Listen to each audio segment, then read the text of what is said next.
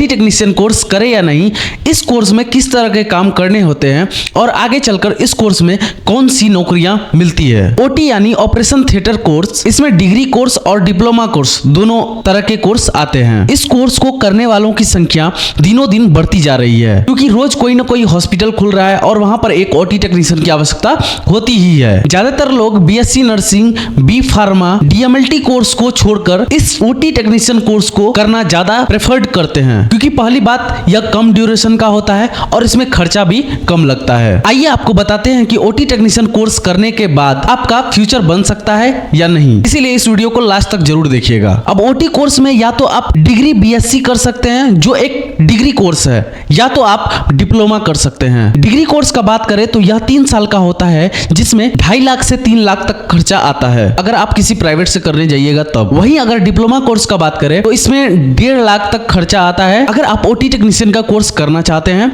तो आपका biology stream होना 12th में आवश्यक है। अब बात करते हैं इस कोर्स के अंतर्गत आपको क्या क्या पढ़ना होता है।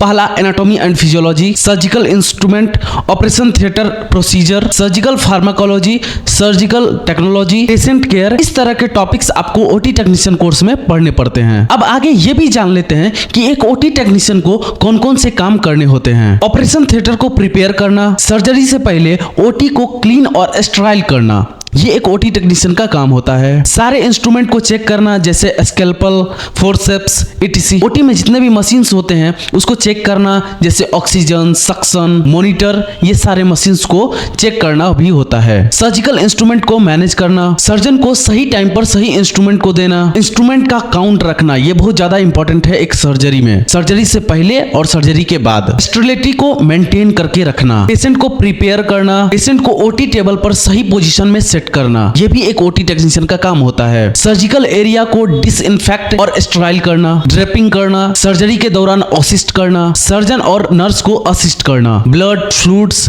ये सारे चीज को मैनेज करना, इक्विपमेंट हैंडल करना, पोस्ट सर्जरी के जितने भी काम होते हैं उसको भी एक ओटी टेक्नीशियन करते हैं। ऑपरेशन के दौरान एक ओटी टेक्नीशियन ऑपरेशन थिएटर में ही रहते हैं और डॉक्टर की सहायता करते हैं। जरूरत पड़ने पर अलग अलग इक्विपमेंट्स देते हैं। ये कुछ काम है जो एक ओटी टेक्नीशियन को करने होते हैं। अब बात करते हैं ओटी करने के बाद आप ओटी टेक्नीशियन बनने के अलावा भी कौन कौन सी नौकरियां कर सकते हैं, जैसे surgical assistant, nurse, medical equipment की मार्केटिंग भी आप कर सकते हैं, हेल्थ केयर एडमिनिस्ट्रेटर के रूप में काम कर सकते हैं, एक टीचर के रूप में काम कर सकते हैं, रिसर्च असिस्टेंट बन सकते हैं आप, और हेल्थ केयर कंसल्टेंट भी बन सकते हैं। इस तरह के भी काम आप एक ओटी टेक्नीशियन के रूप में कर सकते हैं और महीने के 22,000 से 25,000 तक अर्निंग कर सकते हैं। अब यह बात करते हैं कि ओटी टेक्नीशियन कोर्स आपके लिए सही होगा या नहीं। अगर आपको ऑपरेशन, चीड़ फाड़ जैसी चीजों में इंटरेस्ट है तो आप बेहिचक यह कोर्स कर सकते हैं। इस कोर्स की डिमांड बहुत ज्यादा बढ़ रही है, क्योंकि आए दिनों में